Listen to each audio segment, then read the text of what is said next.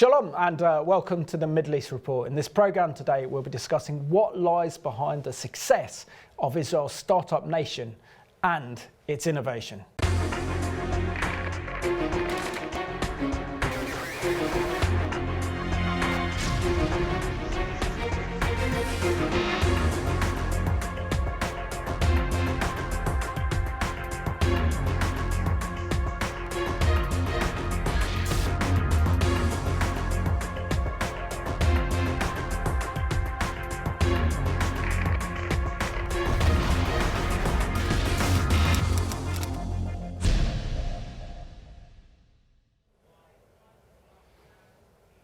Warm welcome to the programme, and today's special guest is all the way from Israel, but she is currently an Israeli diplomat serving at the Israeli Embassy in London, and Hodaya Avzada. Warm welcome to the Middle East Report. Thank you so much for having me. It's a pleasure. I know this is your first TV interview, so it's great that you chose to go on the Middle East Report to talk about your experience of growing up in Israel, your interesting and I think remarkable Iranian background, and also the work that you are doing representing the modern state of Israel. So can you share with us something about your family background, coming from Tehran, and the story of how your parents and your family made Aliyah to Israel? Sure. So I personally grew up in northern Israel, very close to the border with Lebanon, in a small place, which is called, it's a type of settlement that's called a moshav. My grandparents on my mom's side came from Iran. They've actually lived in Tehran before moving to Israel, which is not very unusual. And from my dad's side, my grandparents came from Morocco. But both of my parents were born in Israel. Obviously, I'm very proud of both of my Moroccan and Persian heritage. The traditions, the celebrations around it. Very good. And you're a Sephardi, aren't you? I am, yes. Which can you share for our viewers who might not know the difference between the two types of Israelis? You've got the Ashkenazi, which are more kind of European and Western, and then of course you've got the Sephardi, which represents the Jews from like Spain originally, and then throughout North Africa and the Middle East. Yeah. So my dad's side are from Morocco, like I said, so they're Sephardi Jews, which are a bit different in the way, in prayers and some traditions that they've had, especially in Northern Africa, in comparing to Jews coming from Europe, which are called Ashkenazi, like you've mentioned. But nowadays, I think in Israel, you can hardly tell who's who and who came from where, because it's a blend and, intermarriages, so it's not like an issue nowadays, but you can still see different traditions. But the interesting thing in Israel is that mixture of different traditions, different types of food, which came to Israel and kind of blended into one Israeli identity, which is a bit of everything, I would say. Amazing. And can you share what kind of context your grandparents made Aliyah to Israel from? So both from Zionism, I would say, because my grandparents who came from Iran, they were living there before the revolution in times of the Shah, which they've had pretty good life. But the Jewish people all across the world have always longed and dreamt about going to live in Israel, in Jerusalem. So they've had very strong Zionism motivation to go to Israel. Same as my family from Morocco, who've always said that they've had good lives in Morocco, and they were pretty successful, but they wanted to live in Israel. Amazing. Oh, and what was your childhood like growing up in Israel? And share with us your kind of Zionist roots, as it were. So I come from a very Zionist family, I have to say, which is also part of the thing that led me into this position that I'm doing now. My growing up in Israel, in that place up north, was really nice. It's a really nice area in Israel. It's all green. I agree, it's beautiful. Yeah, it's my favorite, but I'm probably biased. So I had pretty good, calm childhood in that place, which used to be very agricultural focused, but it's not so much anymore. Perhaps we'll touch upon it, but the Israeli economy has developed, and they're doing other things now. But yeah, I have really good memories in living there, although part of the time was around the tension with Lebanon. We live very close to the border with Lebanon, so we've had that period of rockets coming our way. But still, I can say that there are strong communities there, which believe in the reason of why we live there.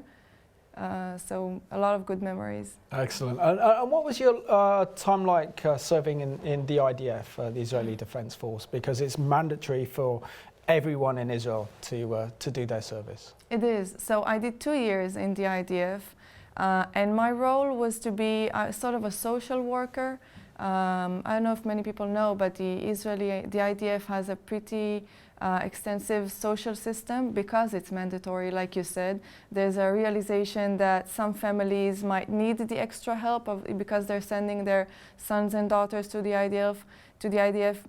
Perhaps people come from different social economic backgrounds, so perhaps on economic difficulties. Some families has health problems, so they need to kind of get those specific help from the IDF. So the IDF understands that, and they're placing those people like me, like what I did, to identify soldiers who have specific problems or issues that we might help a bit address that.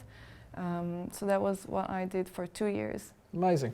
And what attracted you to join the Israeli Foreign Ministry? Oh wow, there were so many things. So I did come from a very Zionist family, so I wanted to do something that's bigger than me. I wanted to feel connected to the state of Israel, and it was always important for me to do something with a meaning. So after I've graduated from university, I've studied in Jerusalem in the Hebrew University. I knew that this is what I wanted to do, but then I knew that the statistics is not in my favor, so I had sort of an alternate career. I worked at the Bank of Israel for a few years. Yeah, I got an MBA, so I was pretty well settled, but I still had it in me to go out and do something that has a deeper meaning and to contribute to my country that I love so much, and I want to, to keep on to try and do something that's feels meaningful to me. So I tried out, and I got accepted to the foreign ministry, and I kind of left that comfort zone of life that I've had in Israel. My husband and I, we both had good jobs, and we decided to go on that adventure.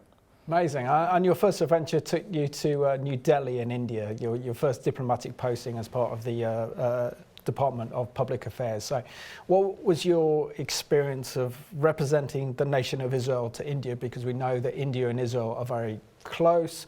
There's a lot of security cooperation. There's a lot of shared innovation, and what we're talking about today with India, very much of a modern high-tech nation as well. So share with us your experience of working in India, representing the state of Israel. It was a real privilege in my sense to be an Israeli diplomat at that time in India, because Israel-India's relations are very strong, like you said, but it's growing stronger all the time, because there's this vast scope of collaboration that still hasn't been explored, and it is now. So it was a really interesting point of time for me to be there and to do a lot of meaningful things. I was handling mostly political affairs, but had touched upon a lot of topics around it. And also being an Israeli in India is a very unique experience, because there's such a love towards Israel in India, and we sensed that. So on a personal level, I had a really good experience. Obviously had Indian friends and got introduced to that amazing culture, which I knew nothing about before living there. And it's very interesting, very diverse as a country. There are some challenges, I have to say, living with a young family in India with small children. But I guess all in all, our experience was pretty positive, pretty good, and we cherish the memories we have from there. Really nice. And now you've been posted to the Israeli embassy here in London. Completely different climate, a completely different political climate as well. So, what are your first impressions of our country being posted here, representing Israel? And share with us as well what your job title is and what you do. Sure. So it is different in so many ways, coming from India to London, which is a bit more similar. The way of life here is a bit more similar to what I've known in Israel, rather than New Delhi, which is so different to everything I was used to. But being here in London is also a privilege because this is one of our biggest, most important embassies in the world, and the UK-Israel relations are actually very strong, and it's also keep on getting stronger all the time. There's a very vast scope of cooperation that's going on. So I feel like my role here, I play a key role in Israel UK relations, which is a privilege to me. My title here, I'm the head of domestic and civil society affairs at the embassy, which covers different topics. It's a bit of a weird creature in the Israeli diplomatic service because of the importance of the embassy here and its magnitude, which is big in Israeli scale. So I cover a bit of domestic politics and then some aspects of public diplomacy, which are academia and things like health that we are working on, climate, which is a big topic, water, innovation, cyber, these kind of things. Excellent. So now let's have a look at this excellent video, courtesy of the Israeli Foreign Ministry, called Climate of Innovation, and how Israel is leading the world in terms of its innovation and technology. Israel, a climate of innovation. Where there are big catastrophes, Israel creates big solutions. Where people desire clean water, Israel desires to innovate. Where pollution is on the rise, Israel rises with breakthrough ideas. Where there are impossible conditions, Israel leads impossible revolutions. Whenever, wherever, and for whoever, we are using our hearts, minds, and resources to make the world a better place. Because being innovative is in our nature.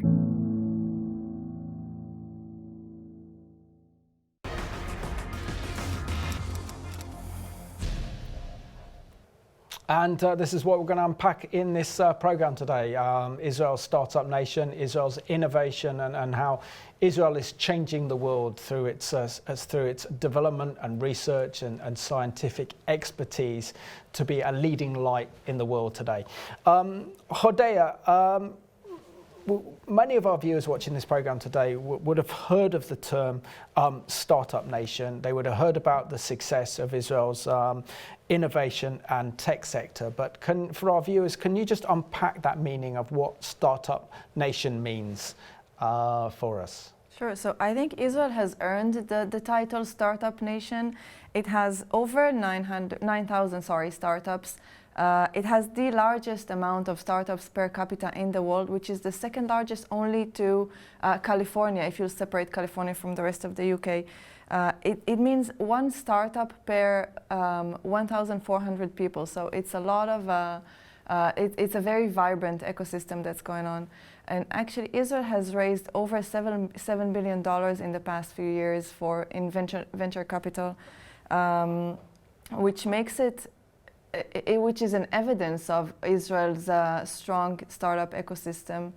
I'm sure that many of the viewers have heard of some of the big apps and startup companies which have came out from Israel, such as Waze, which a lot of people use, Mobileye, which is producing the automatic cars, companies like Checkpoints, which are doing cybersecurity, Fiverr, which is a platform, which is a very well-known platform.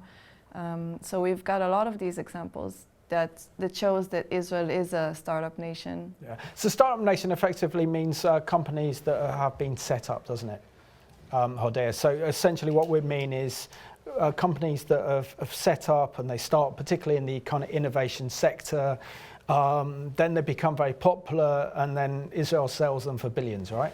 Most of the time, yeah, that would mean it starts as small companies, very innovative, that has usually a solution to a problem that a lot of people even haven't thought of.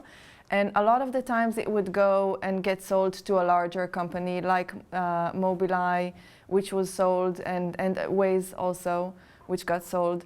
So these startups, we call it an exit, which brings obviously a lot of money coming in. Sometimes they do stay as a company. They grow up from a startup into a company, which is functioning, and it stays in the hands of the people who have founded it. Excellent. And it's quite incredible too, as you mentioned, that Israel has one of the highest numbers of startups per capita, with over 6,000 active companies.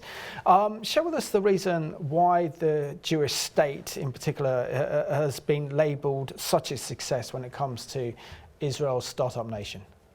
So I think that there are different components to that which makes Israel as it is now to become that startup nation. I think that a lot of the Israelis has this thing in their character, what we call chutzpah, which is that, you know, that sense of a bit of audacity to go in there, to try and go out there and not being afraid to fall and to risk everything in just to have that success. So we should remember that a lot of the startups, I think it's 90% of, more than 90% of the startups fail. But the Israelis are not afraid to fail, because they know that they can fail, and at the end of the day, they would have that success, hopefully. So it's that daring, I guess, bit of the... I think the best way to describe it is as there's an excellent Israeli TV series on Netflix called Where Eagles Fly. So they bring over one of the police commissioners to Colombia, and they're told by the Colombian police, it's very dangerous in the jungle. It's, you know, be very careful. We don't recommend you go. And she goes, I'm an Israeli. So I think that is the kind of Israeli attitude, that the character is like, no, there are ways around things. If there are obstacles in the way, we can overcome them. So obviously something about the Israeli makeup, the mentality. Do you think also historically this is to do with the fact that Israel, when Israel became a nation again in 1948, that Israel didn't have any natural resources at the time? There wasn't huge amounts of oil, there wasn't natural gas that we're finding from Israel, and that Israel's only export after independence was oranges. So do you think that this is also having to the fact that the Israelis are having to use their brains? And of course we know about the success of the Jewish communities around the world, that is your biggest asset. Very much so, yeah, I agree with that. We should also remember that Zionism by itself is a startup to kind of revive the Jewish state, to have this idea of bringing the Jewish people from all around the world into their homeland to rebuild the Jewish country, is a startup by itself. And look at how much we've come. So our geopolitical situation is challenging, and also there's lack of resources. There's literally almost no natural resources in Israel, apart for the gas who has been discovered in recent years. So going back in history, there was a realization that Israel should be self-reliant, self-sufficient, and to kind of build a nation from scratch. So the government also put a lot of money into that, into having that robust ecosystem, investing and creating that climate for startups to start. So there were a lot of tax incentives, for example, and incubators, which were partially government funded to give those startups grants in order to help them begin their work, which eventually it goes back to the state with those incomes that are coming from the tech sector. And it's true, we have our biggest export back then was oranges, but now I don't think we export so many oranges. Mostly Israel exports nowadays technology and services. So this is the largest chunk of our economy. Absolutely. And the IDF, doesn't it, the Israeli Defense Force, Hodaya, plays a major role in creating a climate of innovation, of a climate for entrepreneurs, because with young Israelis like yourself, and you would have been in your teenage years, there's a lot of responsibility put on young shoulders. So share with us how the IDF has been able to help create this climate of innovation and producing some of Israel's incredible entrepreneurs. Yeah, so think about it. In Israel, the military service is mandatory for everyone. So basically, you would bring all of your young people from all across, ends of society, regardless of social economic background, into one cohesive system, and it helps it encourages a lot of good values that then helps people become entrepreneurs, like leadership. You have to be a leader in so many ways when you're so young, and you have to solve problems, think fast, think on your feet.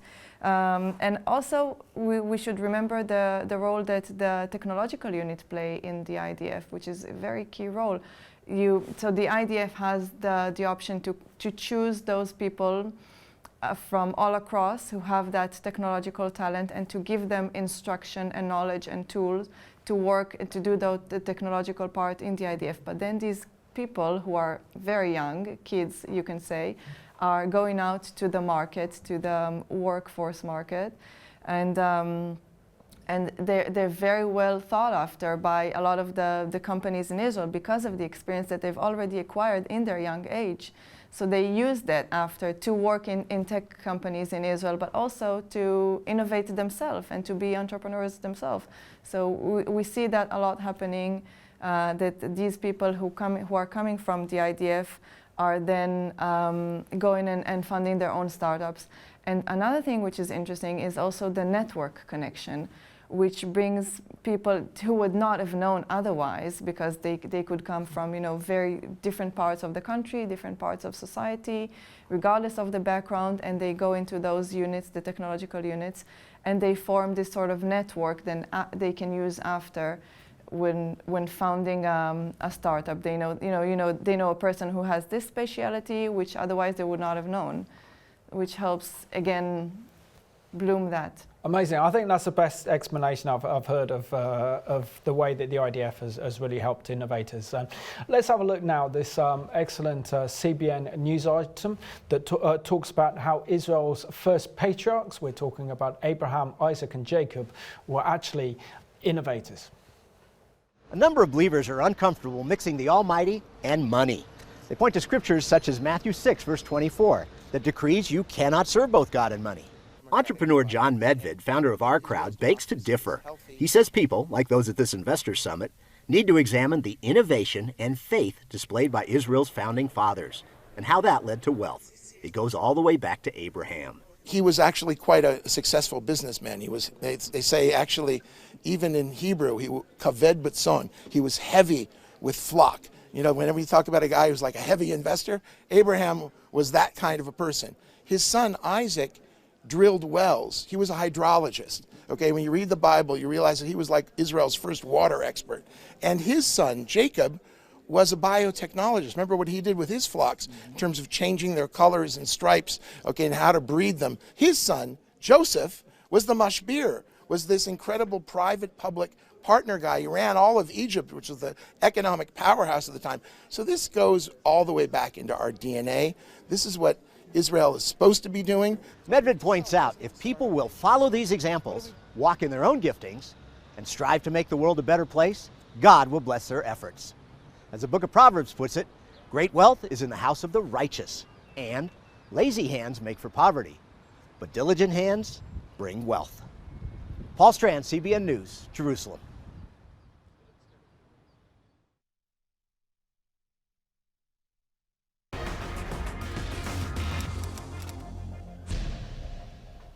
There we go. Thanks to CBN. I didn't actually view the patriarchs as innovators of technology, but maybe see that in a different light now after that CBN news report. But let's also have a look at this excellent conference that Israel put together, encouraging innovators and investors to play a part of Israel's incredible success story in Startup Nation, as well as innovation. What this biggest summit in Israel is all about is dreamers, idea people, innovators, entrepreneurs who come up with ideas for stuff, getting together with the money people who can give them the cash to make that stuff into real products and maybe improve the world at the same time. John Medved, head of Our Crowd, a backer of startup companies, sees improving the world as a mandate for the Jewish people. God created the world in 6 days, except that he left it for man to perfect.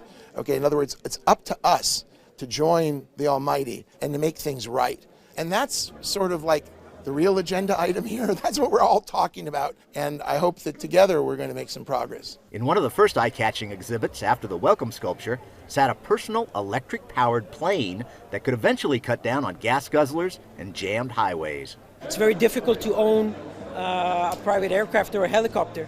And we're trying to remove most of the obstacles that prevent people from owning private aircraft. And being vertical and being electrical and therefore quiet is just part of it. A few feet away, UBQ Materials showcased a way to take waste produced at home and turn it into a replacement for an environmental threat choking dumps and landfills. So we turn household waste into a sustainable substitute to plastic. We also saw H2 Pro promoting its cleaner, greener way involving hydrogen to reduce the much talked about carbon footprint. The hydrogen industry and the hydrogen emissions, CO2 emissions, are 12 to 15% of the global carbon dioxide emissions. So making that green will contribute immensely to decarbonizing the world. This quadriplegic gentleman from Up and Ride Robotics buzzed around the summit in a device designed to change the lives of people who can't walk by getting them up on their feet. It's the dignity of the person. Being little in a wheelchair, sitting like this, no one really counts you. Debate over the present government under Benjamin Netanyahu has led to a move encouraging investors to keep their money out of Israel as long as he's in charge. Medved says most investors concentrate on bigger issues than Israeli politics.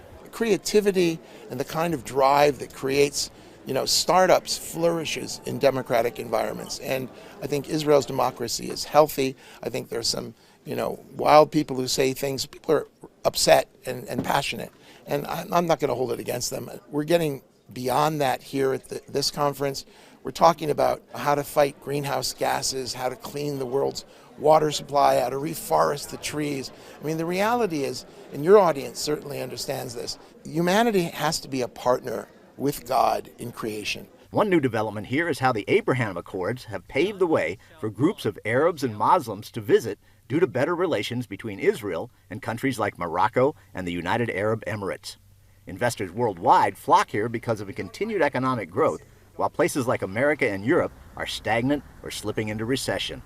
Medved sees Israel's continuing financial prosperity as part of its reward for trying to do right spiritually. If Israel wasn't the startup nation, so what are we going to be? Okay, I'm sorry, this is our destiny. Our destiny is to create. Our destiny is to, fix the world. And we're just a little people, make a lot of noise. But I think that most Israelis, whether they wear a yarmulke or they don't wear a yarmulke, view this as a spiritual undertaking, that we're doing this not just to make money, but to do good. And we believe very firmly at our crowd in the double bottom line, where you can do good and make money at the same time. So look at this place, some 6,000 people, hundreds of innovators and entrepreneurs and startups coming together with thousands of investors for a common purpose, to do good and to do some business.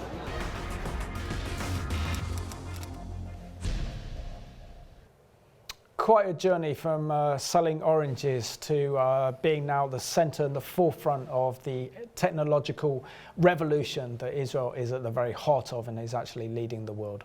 Hodaya, I have to ask you on this one. So share with us the success of Israel's economy, particularly as Israel invests so much money when it comes to research and development.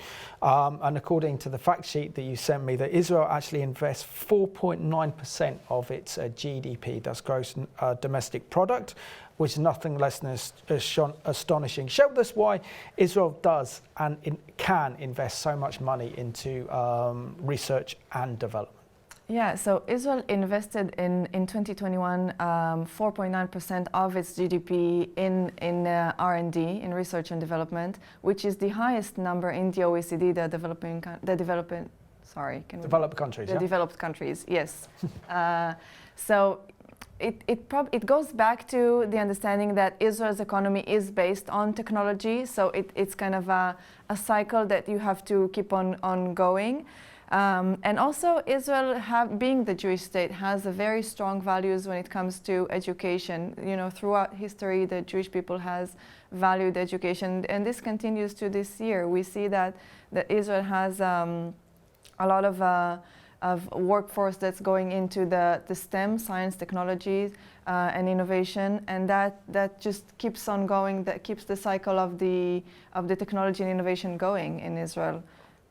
Excellent. And also another kind of interesting fact, particularly for those of you who are interested in economy and finance, that Israel has the highest number of venture capital firms per capita. So, and also that Israel attracts the big global tech corporations, not only to invest in Israel, but also to locate in Israel. I know that some of the big internet firms like Microsoft, Google, and what have you are also based and have their technicians based in Israel. Just share with us about the success of Israel's venture capital. Yeah, so Israel has around 450 venture capital companies in Israel, which is a really large number considering Israel's population, which is relatively, it's a small country, let's not forget that. But still a very large number of venture capitals, and there is a lot of attraction for global companies like Google, like Apple, that has established R&D centers in Israel, and that has to happen for a reason. You know, there's a certain pull talent in Israel that exists partially coming from the IDF, which is reinforcing, and you know, that aspect of the Israeli mentality and kind of character that puts into that. And that good education system, which is also trying to improve and get better and do better when it comes to STEM education, because we see that, you know, this is the future, this is where we're going for, so we have to invest in that and to make the Israeli economy resilient and self-sufficient as much as possible, very self-reliant. And an interesting thing that has happened is actually during COVID 2022, Israel's economy has grown in comparing to other economies which have struggled. So this is a lot thanks to the technology that we're based on, because we're exporting mostly services and technology, which was also heavily used during COVID, and it has increased in areas like education tech, which is developed during COVID because of a lot of needs that has came, you know, students studying remotely. There had to be solutions to different needs that has came up. So the Israel economy has kept on growing even on those difficult times of COVID, which shows the resilience of the economy. I hadn't visited Israel during COVID because we couldn't. So my last visit to Israel prior to last December was in November of 2019, went to Israel last December of 2022, and the difference is huge. Our friends who live in Herzliya, brand new luxury apartments going up, and it feels like a different country now to it was a few years ago. But also there is a growing wealth gap now, isn't there, because of Israel's incredible technological advancement with startup nations and innovation. How do you think Israel's bridging that gap between the poor in Israel and, of course, then the super rich who are involved in Israel's startup nation? Yeah, so there is a lot of wealth coming from the tech sector, but there are other parts of society which are not involved in that, which it still pulls the entire society, you know, the social economic system upwards. But we have to remember, you know, other populations in Israel which are not involved in that. So the Israeli government actually have specific schemes for involving, which started back in 2015, to try and involve Orthodox population, the Jewish Orthodox population, and to give them tools to work in the tech sector, specific education for adults in those populations, and also for the Arab population to try and incorporate them, and also to understand that these are huge chunks of our population that we want to incorporate in the economy and being productive in our economy. So there are a lot of schemes in Israel who are specifically meant for those populations, the Jewish Orthodox and the Arabs, but not just. There's the Israel Innovation Authority, which was renamed actually in 2015. It was before the Chief Scientist Office, which is helping startups to, it invests in startups and also helping startups to establish and to have better connection and to scale up if needed. And this is making a huge difference in terms of also bridging the gap and helping the ecosystem grow. Amazing, because it's so important, isn't it? Also share with us as well the success of Israeli innovation in terms of agriculture and how Israel has become a kind of blessing to the world in kind of agricultural innovation that's making a huge difference in Africa and other third world countries, and your experience working in India. So share with us for your first-hand experience of how Israel's innovation is blessing the world. Yeah, so Israel has started as an agricultural country, blooming the desert and growing all of those crops in the desert, which was very innovative by itself.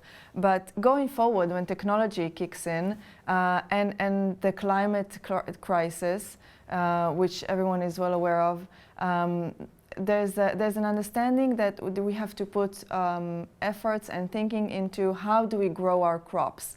And that's where precise agriculture is coming in, and there's a lot of Israeli technology and experience in that remit to do like satellite in agriculture in terms of trying to grow better crops more efficiently using less water. So there are a lot of technologies which are focused on testing the soil and checking the soil and knowing exactly how much water do we have to put in and to save water, which is a very valuable resource. And a lot of actually cool, innovative companies in Israel like Bumblebee, which are doing artificial pollination. I don't know if everyone is aware of that, but there's a real problem when it comes to the bees in the world, which are disappearing, and it's very important for pollination is super important for certain crops, which would disappear if we wouldn't have the bees. So that company, Bumblebee, is actually doing artificial pollination, which also doing it very efficiently to grow more crops and doing it better than it would be in a natural way. Amazing. I like the look of this technology of Bumblebee AI. But also, can you explore as well how Israel's developing AI technology? I mean, I think Israel's at the forefront of driverless cars, aren't they, as well, of self-driving cars, and Israel is at the forefront of artificial intelligence as well. Yeah, so there are so many things who are being done in artificial intelligence. You've mentioned the cars, which is probably you're referring to Mobileye, which is an Israeli company, which is developing a self-driving car. But there are other aspects in which AI is playing a key role. I don't know if people are aware of that, but for example, AI in health, which is a very critical topic, especially here in the UK, but not just. So there's a lot of usage of AI, for example, to screen in screening, to better understand screening, doing it fast. It doesn't replace the use of a doctor screening, but it gives you, it's kind of a support tool for doctors, which is help making the process more efficient, doing it quickly to save time to physicians and caregivers. Absolutely. And we also know that Israel developed that really kind of interesting pill camera that you swallow, and then it's able to read your body inside as well. It's just amazing technology. And also goes to show really what's at stake when it comes to the BDS movement, the boycott, divestments and sanctions, the true implications if they really want to bring sanctions and boycotts against Israel, because effectively we wouldn't be able to live our life in the 21st century if there was a full economic blockade on Israel. Yeah, there's so many Israeli technologies who are incorporated in a lot of the things that people use on the day-to-day. So, and also in my view, it's inefficient to use BDS and to boycott Israel on political for political reasons, and it's also inefficient to the Palestinian and their cause. Absolutely. So if we move on, Israel is also a leading pioneer in renewable energy. Everyone who's been to Israel and our viewers will know that Israel most of the year is extremely hot, particularly in the summer. And of course, one of the big natural resources that Israel can use and has utilized is kind of solar power as well. But share with us how Israel is also leading more towards kind of renewable energy. Yeah, so you've been to Israel, but I don't know if people who hasn't, or when you go to Israel, you can see that on every rooftop in Israel, there's a solar panel, which were placed there since the 60s.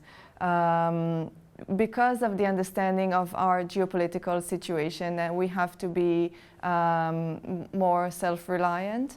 So the solar panels on the rooftops in Israel are used mostly to heat water for domestic usage, but it makes a very big difference when it comes to the usage of electricity, because you just don't have to use electricity for that in your domestic use. But then it grows so much larger than that, because Israel did realize that we have a lot of sun, like you said, for most of the year, and this is a huge resource. So there are a lot of technologies who have been developed around it, the solar panels and solar systems and robots to clean the solar panels, because if it gets dusted, then it interrupts its efficiency. So it has started back in the 60s, but now it's developing even more. And actually a very interesting project that's happening because of the Abraham Accord, was enabled to happen because of the Abraham Accord, is a cooperation between the UAE, Jordan and Israel, in which the UAE will build a solar plant in Jordan to produce energy. That energy would go back to Israel's grid to also help Israel meet the net zero goals, which is very important. And in return, Israel would give Jordan desalinated water coming from the Mediterranean, which will help Jordan with their water problem. So this is a very interesting triangle that will be happening and would benefit not just the populations in those countries, but also the climate. Yeah, and having visited Jordan, realised that Jordan's water situation is far worse than Israel's. It's really, really bad. So that's good news for the Jordanian people as well. But talking about the issue of water as well, just share with us the incredible technological advancement that Israel's making in terms of water and irrigation. I mean, Israel's history is amazing. As soon as Israel became a modern state in 1948, Israel invested in kind of water pipes up and down the country. Because it gets so hot and there's a lack of rainfall, how Israel's been able to preserve so much water, and of course desalination plants have been built in recent years as well to meet those water demands. But share us how Israel is sharing this incredible water technology with the world, and we've got a special treat very shortly. Yeah, so water is no longer a problem in Israel. Actually, it used to be. It was a very difficult situation in Israel. I remember growing up having commercials on TV to save water. So we've educated our children to save water and to use it as a very valuable resource. But today we have abundance of water, not that we treat it as a granted, but Israel has started desalinating back in the early 2000s. So knowing that we have the Mediterranean, we have the technology, so using desalination for many purposes, also drinking water, and there are lots of technologies around it because of the scarcity of that resource. We should remember that Israel is mostly desert. There's very little rainfall, and now we're actually giving back water or piping water back into the Sea of Galilee, and in which we used to take water from for drinking and other purposes, and also to the Dead Sea. So Israel today is leading the way in terms of water technology. We are recycling close to around, I think, more than 95% of the water in Israel are being recycled to different purposes, mostly for agriculture, but it means that there's a very good usage of every drop of water that we have. And again, that precise agriculture, which is saves a lot of water, and a lot of technologies that are related to leakages because of the pipes. Every country obviously uses that. There are specific technologies to detect very efficiently and accurately where are there leakages in the pipeline, so you can address that very efficiently, and it saves a lot of water. So you've got that education part that is still implemented in the population, but also you have that technology part, which is now also shared with other countries. So from my experience in India, India also suffers, some parts of India suffers from lack of water. India is a huge country, so part of it is desert. It doesn't have a lot of rainfall. So we are sharing our knowledge with our friends in India and bringing some of the technology and experience and know-how that we have in Israel. Then actually the only water attaché that Israel has in the world is based in India. Amazing. It's a very new position, very unique, but it shows also our relations with India and the understanding that there's a vast scope that we can do in collaborating. Excellent. I think you also, we need Israeli help to fix our Victorian piping to preserve our water as well in this country. Please. But let's have a look now at how Israel is actually turning air into water. Incredible. Take a look. The company is called WaterGen. We are making water from the air. We think that we found the solution for the entire world, for the new source of drinking water. And yes, it makes water out of air, as CBN News witnessed during a demonstration in Jerusalem. It's vital because the world can be a thirsty place. The UN estimates that more than 1 billion people wake up every day without access to clean water for drinking, cooking, or bathing. PASIC says WaterGen is working to solve this problem. We try to bring this solution to the people as fast as possible. We are selling all across the globe in more than 40 countries, and we try to do it much faster, opening more production lines to bring it much faster to the people. The solution from Israel to the world. WaterGen recently won an award for one of the best home appliances. It patented an inexpensive way to produce from 8 gallons a day for home devices to more than 1,300 gallons a day for industrial-sized machines. With our revolutionary technology, we are extracting the water from the air with maximum efficiency. It's taking around 250 watt per liter. It's very, very cheap. There's a number of uses. It can be used in drought areas, in remote areas, or after a natural disaster when clean water is unavailable. We are sending our devices to emergency situations. We are doing it all the time. WaterGen is also bringing clean water to underdeveloped areas in Asia and Latin America. PASIC says WaterGen fulfills the Jewish concept of tikkun olam, healing the world. We are changing the world, and we feel it daily to daily because we are making also a lot of charity activity. It's our duty to make tikkun olam and to bring from Israel those technology to the world. Chris Mitchell, CBN News, Jerusalem.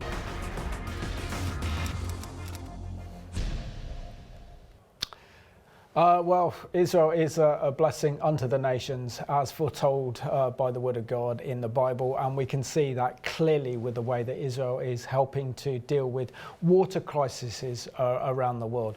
I love that video because this is a view of Israel that we don't get on our mainstream media. We just get the conflict and the bad news and terrorism and the conflicts of war, but we don't actually hear these amazing success stories of how Israel is making the world a better place and helping to solve water problems, particularly in the third world. Do you want to elaborate upon a bit more of that, Hodaya? Yeah. Sure. So, as you mentioned, Israel is doing a lot of work in the developing countries, especially in Africa and Asia, but not just, in other parts of the world too. So Israel has an aid agency. It's called Mashav, which is a branch of the MFA, the Ministry of Foreign Affairs. It was established in the Golda Meir's time, so back in the 70s when Israel was a tiny country, just making its way. And realize that we have to share our technology and our knowledge with the world. So Mashav is doing a lot of work on water, but not just, also agriculture is a huge part of it. We've touched upon agriculture, but a lot of the work that Mashav is doing in agriculture, for example, in the developing country, is to establish centers of excellence, we call that, in which we help the local farmers, wherever they might be, to grow better crops according to the climate and the terrain the crops is being chosen. And we bring Israeli experts to train the trainers in that center that later on train the farmers. And it has shown that these farmers have managed to grow their income dramatically and to grow better crops. Sometimes there's a usage of Israeli technology, but it's not a must. It's obviously in areas in which Israel has expertise when it comes to agriculture. So citrus, we've mentioned, is one topic, but not just. We've got dates, we have horticulture. So these centers are across the world and doing they're doing amazing work in helping developing countries grow better crops and be more self-reliant. Excellent. And we've got about 3 minutes left of the program, Hodaya. So just want to touch a little bit on kind of cybersecurity, because we know that Israel leads the world in terms of security, sadly, because of Israel's geostrategic position in the Middle East and the many wars that Israel's faced, the threat of terrorism and stuff as well. But also we see in the 21st century with this technology that we also face kind of cyber attacks from the Russians, from the Iranians, from the Chinese. Just share with us how Israel's innovation is also really helping to protect this nation in terms of our cybersecurity, which protecting our whole entire national infrastructures. Yeah, so I think that cyber threats are now a global problem. It's not specifically in Israel, it's all across. You've mentioned other places. So this is something that's obviously very important as we rely more on technology and we go more technological. Everything is more technological based. There are also these gaps that the cybersecurity system is being tackled, is meant to tackle. So there are some big Israeli companies, very well known, like CyberArk, Checkpoint, which I've mentioned, and NSO, which are doing groundbreaking work on cybersecurity. But also the Israeli government with the Israeli military has launched a program to kind of incorporate the private sector with the military to develop more cybersecurity solutions to problems that keep rising. So we do understand that we have to rely more on technology because this is where the future is going, but also we have to find solutions to the problems that it brings with. And obviously those companies are going global, and sometimes they're being sold and they're used all across the world. And of course, when it comes to this country as well, that since Brexit, trade and investment from Britain and Israel has increased massively. In your role of looking after and really promoting Israeli innovation and technology, what could Britain learn from Israel's experiences? So I think that Israel-UK relations are unique in a way because we can learn from each other. And COVID has shown that there was a very vast cooperation between Israel and the UK in COVID and sharing of knowledge and expertise and the experience that we've had during that period. I think that health is probably one area that Israel and the UK need to explore and will explore in the coming Hodaya, thank you so much for being my special guest on the Middle East Report today. You've done a great job representing the nation of Israel, and I wish you every success with your role at the embassy, promoting Israel's innovation and technology. And let's face it, it's not difficult. And I want to thank you for watching this program today. We looked at the remarkable success of Israel's startup nation, its innovation, how Israel is making a massive difference around the world to third world countries. And this just shows you what a blessing the nation of Israel is to the world, and we have to look beyond the conflict to see how Israel is really a light unto the nations as foretold in the Bible. So I want to thank you for watching this week's edition of the Middle East Report.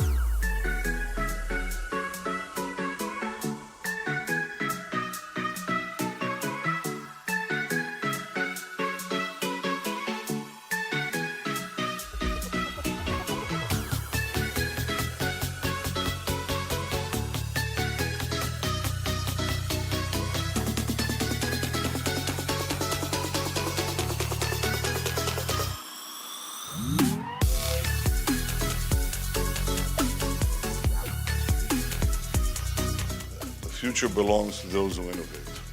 Israel is an innovation nation. Israel es un socio fundamental de muchos de los países integrantes de la Organización de Estados Americanos. We look forward to strengthening our relations with the countries that you represent.